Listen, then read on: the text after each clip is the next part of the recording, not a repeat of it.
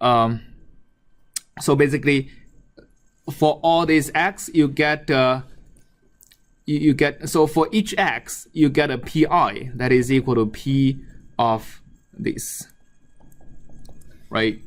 And then your objective function that gets minimized is equal to the summation of the logarithm of pi for which your prediction is wrong, right? So this for this kind of sorry, not for your prediction is wrong. So the logarithm of okay, so you get two predictions, right? So this is the prediction that y is equal to 1, and the other side, that means 1 minus this probability, which you can calculate as the same denominator, but the numerator being 1, right? Is the probability that this is classified as 0. So when you look at the loss function, you sum up the probability of your wrong side of the prediction, which means if the actual data set is equal to 1, you use the probability that the y is equal to, you predict it as 0. If the actual probability is 0, you use the probability that is equal to 1. So basically, you're penalizing whatever probability you're predicting that is not the truth. This gives you a differentiable objective function to use for gradient-based optimization.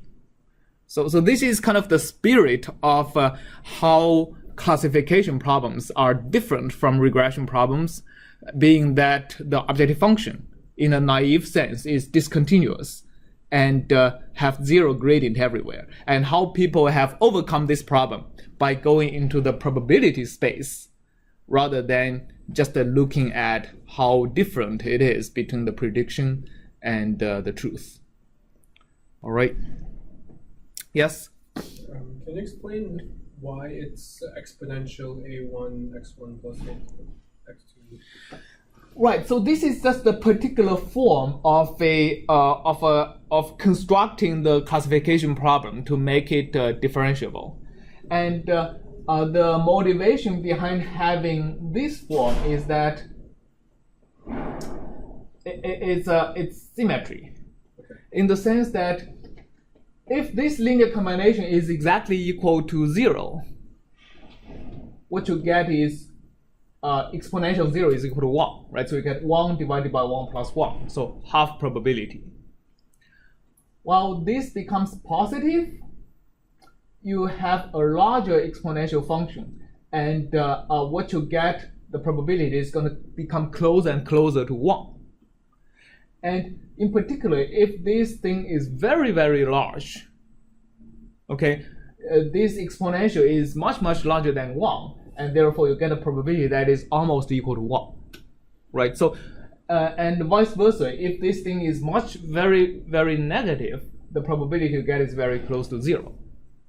So basically, by making the linear function to be large, to be positive or negative, you are going within the space between 0 and 1, which is what you want, this being a probability.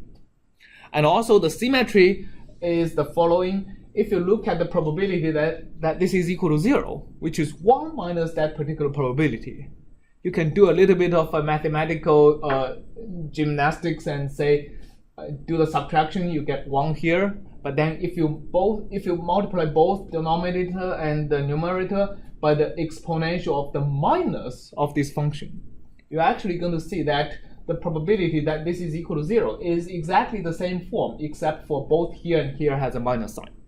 So there is a nice symmetry for this kind of form. Okay, so this is one way. I mean, there are other ways, but this is one of the very popular ways used by what's called the logistic regression. People use to formulate classification problems into a differentiable optimization problem you can easily solve using gradient-based optimization. All right.